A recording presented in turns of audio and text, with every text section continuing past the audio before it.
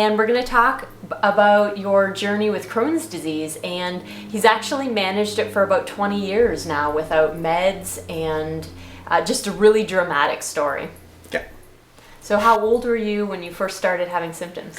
I was 18. It was actually a few weeks before I graduated high school. I started to have a lot of pain in my abdomen. I wasn't able to sleep.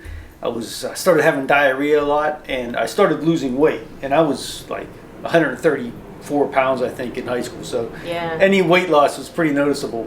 And then my mom started taking me to different doctors, trying to figure out what it was. And it was probably a good 6 months before I was diagnosed with it. So yeah, I was 18. Yeah, maybe not surprisingly, given your age. It took a while to figure out. Yeah. So what was it like to be diagnosed at the time?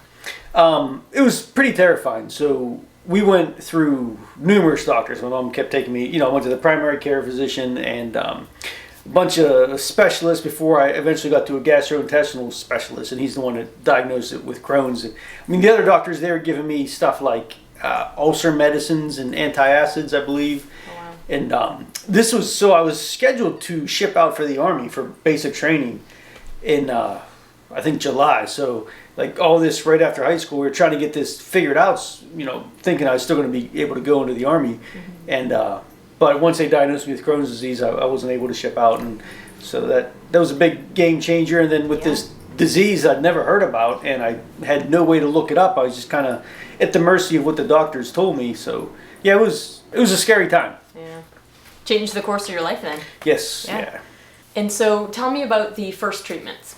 So once I was diagnosed with Crohn's disease, the gastrointestinal specialist, he started me on a bunch of different prescription drugs and high doses of prednisone, because prednisone's like a anti-inflammatory steroid, but you can't stay on that long term because it has a lot of negative side effects. So they put me on the high doses of prednisone to get it under control, and then they had these other prescription drugs just for the Crohn's disease. I can't remember the names of most of them. I think Azicol and Pentasa, and there's a bunch of them. So I would get on these meds, and then I'd have to start cutting back to prednisone in between doctor visits. And then every time I started cutting back to prednisone, my symptoms would flare back up. So it wasn't a solution, really? No, it was just Band-Aids on a head wound. Yeah. So we know now that Crohn's is pretty responsive to your overall health. Did they put you on a special diet? No. And I specifically remember my mom asked this gastrointestinal specialist, she said, is there anything that I should be cooking? She'd heard somewhere that I should be avoiding dairy. And the doctor, who, you would think that what you digest is going to affect your digestive system. Yeah. Sounds like common sense to me. But the doctor said, no, we just got to figure out which combination of these drugs will work, and then, we'll be good to go. It shouldn't matter what he eats. Then you just live with that for the rest of your life. That was the first time I was kind of like, this doesn't seem right to me. All right, so you mentioned side effects. That's a big deal. Tell me about the side effects. So the prednisone was the bad one. Like my face got all puffy and broke out really bad. Looks worse than it does now. And then they put me on medicine, on another prescription. I think it was called Accutane, possibly, to combat the acne. Mm-hmm. And that messed with my hormones. So I was 18, 19 years old at this time, and I was having these mood swings, and I'd be getting depressed, and I couldn't figure out what was going on. Here, it was the side effects from that drug. So then they wanted to put me on another drug to combat that drug, and that's when I was I was already taking, I remember at lunchtime I was working as a carpenter, and I would take 6 different pills, and the guys would all look at me like, what the heck's this kid taking all these pills for? But yeah, so it was a tough time. It was a really tough time. And so what triggered you into looking at diet as a way to manage? So I'd gone back to the doctors again, and the doctor said that we're going to try this one last drug. I think it was Pentasa. And then they upped the prednisone again, and he said, if this doesn't work, we're going to have to look into surgery. They wanted to remove part of my intestines. So I would have had a colostomy bag. It was terrifying at the time. I might have been 20 at the time, and so this was just kind of earth-shattering. And then so, I went home on the drugs, hoping that this time it worked out. And my cousin, Angel, I didn't even know this, but she had been experiencing Crohn's disease. Oh, wow. And she was treating her Crohn's disease naturally. And she had found this book where this doctor talked about the diet and how to eliminate foods and everything. Yeah. And so she brought that book over to me and told me what she was doing, how she's avoiding wheat and gluten and like all these different things and again, this is 1997. This is just woo-woo stuff. This wasn't mainstream at all. There wasn't, Facebook groups about treating these things naturally. So, but I was desperate at this time. So I read the book cover to cover. I did every single thing that book said for like a month straight. And then as I started to cut down my prednisone before going back to the doctors, I was still feeling good. Oh, wow. So I was super excited. And then I took myself off the prednisone. And then I stopped taking the Pentasa too. So by the time I went back to the doctor, which I do not recommend anybody taking themselves off of any drugs. But yeah, so I was totally off all my prescription meds when I went back to the doctors. And I'd put on like 5 pounds. I was feeling great. I was starting to work out again. I mean, I was super stoked. So I went in the doctor's office all excited. And, I told the doctor, I'm like, you got to like read this book. Like you can treat this stuff without meds. And I'm like, here's what I did. And I told him everything. And then this doctor just reamed me out. Oh no. He's like, it's just in remission. He's like, you have to take these meds. You're messing with this and that. And he's like, it was probably the meds that worked. And then, now you're going to flare up again. But I felt better. Yeah. And that, like, from that day on, I've never been to a doctor except for like poison ivy and infected fingers and stuff. In 20 years, I've never taken any kind of prescription medicine. But that really has been how I've gauged everything in my health. Like when I try different things, I trust my body. You're listening to it. Yeah. Yeah. Dr. Tressler, he always says, we have this innate sense, this innate healing ability in our bodies, and we need to listen to that. So, but that was kind of a game changer. And so how do you know it wasn't just remission? Well, 20 years. Yeah. And one hospitalization. Yeah. But we can talk about that. Yeah. All right. So when you first started managing your symptoms, what were you doing with your diet? So it's changed so much over the last 20 years, but I believe what I did from that book was I eliminated like everything from my diet, except brown rice and like steamed chicken and steamed vegetables. And a couple of supplements. I was drinking aloe vera juice, so I'd take a glass of aloe vera juice before every meal. And I was taking, I think, glutamine, fish oil, omega-3s, some probiotics, and then stuff like zinc and vitamin C, a couple other supplements, but yeah, nothing major. So it's pretty much doing an elimination diet. Yeah, a real hardcore. Real hardcore, yeah. And then slowly introducing things after that to see what was triggering my flare-ups. Yeah.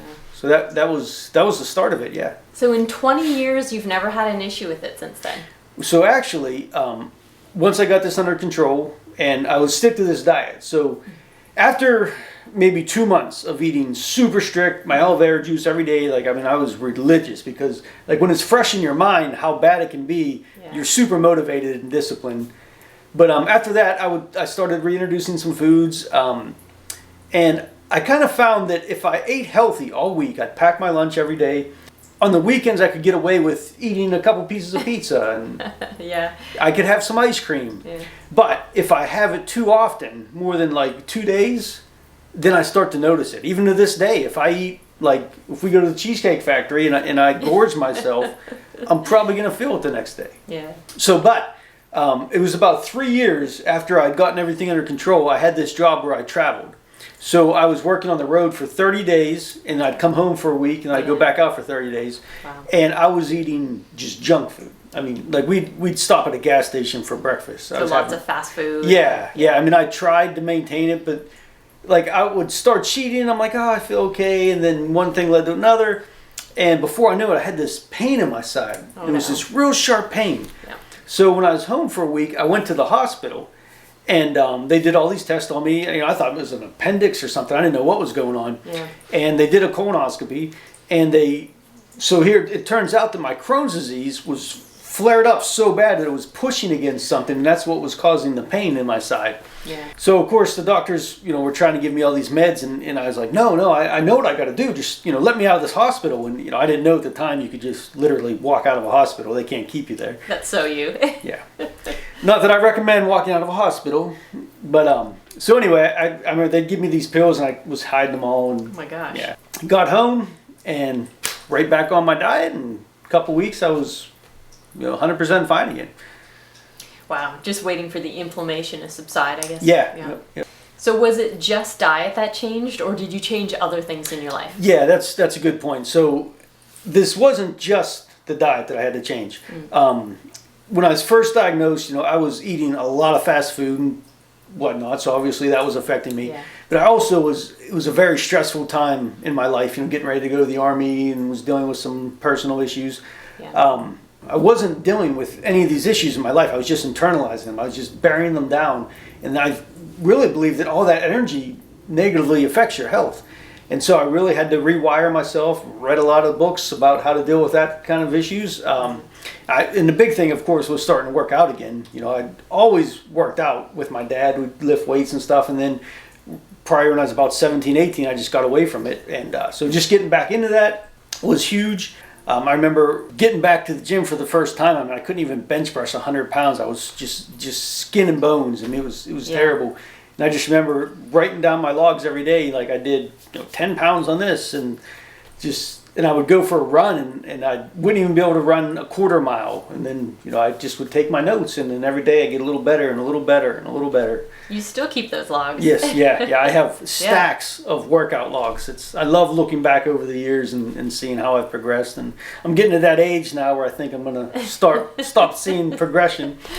But there's a lesson in there too about consistency. Yeah, consistency is the key for sure. Absolutely. And so coming back to your diet today, so you never have any more symptoms anymore? Well, like I said, I can eat, I eat super strict pretty much all week. I pack my lunch every day, and I fast. So fasting is probably one of the big changes. Fasting has been amazing for my gut health, and I think it's just amazing overall health. In fact, fasting is how I've seen you manage when those symptoms start to flare up. That's the first thing you'll do is you'll start a fast. Yeah, if I fall off the wagon real bad and just gorge all weekend on junk food, I'll usually do like a 48-hour fast just to get everything reset. That's the fastest way I found to really get control of my digestive system. So yeah, it's still there. It's always going to be a part of me. There's no like getting rid of Crohn's. I say that I beat it because it's how I mentalize it. I've beat it. It doesn't control me anymore. I control it. But it's still there. And in hindsight, I never would have been on this health journey that I've been on for the last 20 years if I hadn't been diagnosed with Crohn's. So yeah, I can't imagine. That's such a big part of you. You're such a healthy, aware person. I think because it really helps you to realize, when your health is taken away, nothing matters. Not all the money in the world, not the cars and everything. None of that matters without your health. So it's been a priority in my life ever since then. But to answer your question, so yeah, a lot of stuff has changed in the last 20 years with how I deal with it. Like I said, fasting's a big one. I meditate now, and I'm really conscious of stress. And when stress gets real bad with work and stuff, I have things I do to deal with that. But honestly, the most effective thing that I've found, and this kind of blew my mind, I was dealing with a little bit of flare-ups and stuff, and I was starting to hear about the carnivore diet, eating just meat. And I'm like, this is crazy, because I've always been big on my berries and my spinach. And yeah. So, but I'm a man of science, so I have to experiment. Had to give it a try. I had to give it a try. And 30 days of carnivore diet. So this is the ultimate elimination diet, right? Because you're just getting meat. Yeah. I was mind blown how good I felt. It was unbelievable. It's not something I can do long term, but probably at least once or twice a year, I'm going to do a 30-day carnivore diet. Nose to tail. You have to eat liver, you got to eat kidneys and stuff, and I eat a lot of fish and eggs, and drink a lot of bone broth. And I drink a lot of bone broth now all the time. I think bone broth is really healthy for your digestive system. The only supplements I take, so it depends on my diet. Like if I'm on strict carnivore, then I take vitamin C, I take vitamin D when we're not getting enough sun up here in the Pacific Northwest, and some zinc, some magnesium. I take collagen protein now. I usually don't take whey anymore. We'll have to do a whole episode on carnivore. Yeah, the carnivore diet, it's kind of mind-blowing. So, and then once I do a carnivore, what I eat now 90% of the time, except for the weekend binges, is like dirty carnivore. So I will have my typical day. So I'll fast until about noon. I usually have a bone broth, a shaker bottle. I fill it with bone broth. So much bone broth. And a scoop of like collagen protein and maybe some creatine or something if I'm working out that day. Maybe a quarter cup of blueberries or raspberries or blackberries or a kiwi. And then I have my meat salad, which is usually like liver and ground up beef or chicken or something. But that's plenty to get me through till dinner. And then for dinner, usually I'll have a cup of maybe broccoli and then a steak, or, sometimes you make that awesome fish. Or I'll make like 6 eggs with a can of tuna. So I'm just trying to get like a gram of protein per body weight. And then I drink a lot of fish oil to make sure I'm getting enough fats. And then even if I cook carbs, he never eats the carbs. Yeah. Lots of besides that, little bit of veggies and a little bit of berries, and then so that's called dirty. Called a dirty carnivore diet. And then I'll have like a scoop of honey, and that's all the carbs I get. So it's mainly I'm just eating protein and fats, and honestly, I feel really, really good when I'm on that diet. Yeah. So let's just summarize all this. If you have a couple key points for people who are just starting on this journey and trying to find their own solutions, what are a couple pointers that you would have for folks? So step 1, I would say to find a doctor that talks about diet.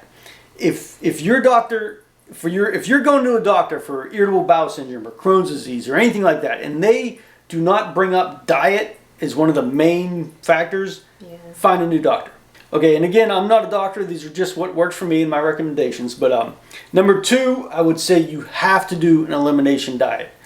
And not just one of these like Shakeology programs where you do 2-day detoxes and take a bunch of pills. These are like a month-long, hardcore, reset, elimination diet. And you'll be amazed at what you find out during that month. Yeah. And then you can start bringing different foods back in, but definitely where I would start. And, look at the carnivore code. That's fascinating, and my mind's kind of blown by how I felt with it. But there's vegan, vegetarian ways to do this. The 7-day detox miracle diet, super informative about, that's the one where you're just going to be eating brown rice and steamed vegetables, and it goes through all the supplements that you need. So that's a really good book. Okay, number 3, I would say consistency. You have to be consistent with this. Yeah. You have to. This does not go away overnight. This is at least 30 days to start noticing some differences.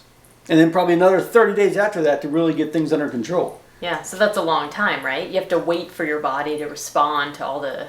Yeah. 4th, I would say, to get your stress under control, change your lifestyle. If you have toxic people in your world and you're stressed out, if you're working at a job that's just killing you, you got to make changes. I mean, it's not easy. We all hate change, but you got to do it.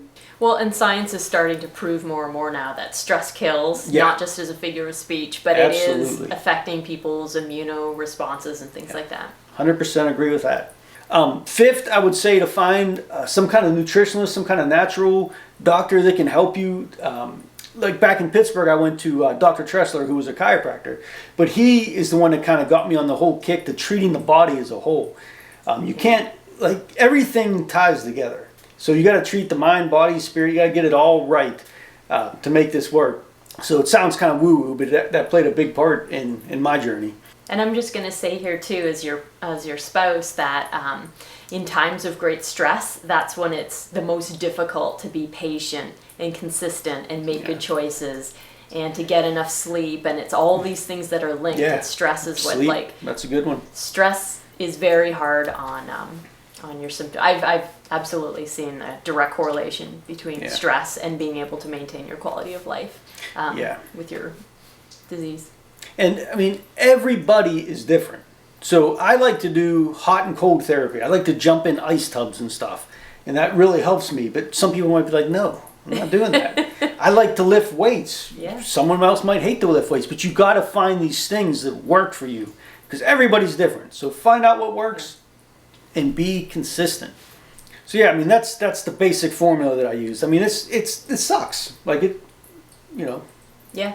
And there was a time when I was very depressed about this, and I looked at it as a negative, but you just kind of, as they say, flip the script, and now I look at it as a positive. Like, this has changed my life, and I would like to think for the better over all this time. Yeah. So, I mean, I wish I could eat ice cream all the time. I love ice cream. But on the flip side, you're 40 years old, working on a giant ladder. I mean, you're the strongest, fastest, healthiest person I know. She's biased. And I am pretty sure that unless you were so in tune with your body, because you can tell he's very sensitive. He's like, oh, I got to change this. Like, oh, I can feel. And so that's been clearly a huge driver in your health success. Part of who you are at this point. Yeah, it is. It is. I mean, I own it 100%. It's mine. It's my cross to carry, and I'll carry it. All right. Well, thanks, Dan, for interviewing and going through all your health history and the journey that you've been on. It's been pretty phenomenal. I've always been really impressed with not just where you came from in the past, but the work that you put in now is very impressive. You're the most dedicated, consistent person I know, and I'm pretty sure that's because you know what it feels like to not be healthy. Yeah, absolutely. If anyone has any questions, need more details about specific things I do, if you're in the same situation, just let me know. I'm happy to talk about it. I mean, it's a passion of mine, obviously. Thanks so much for watching, folks.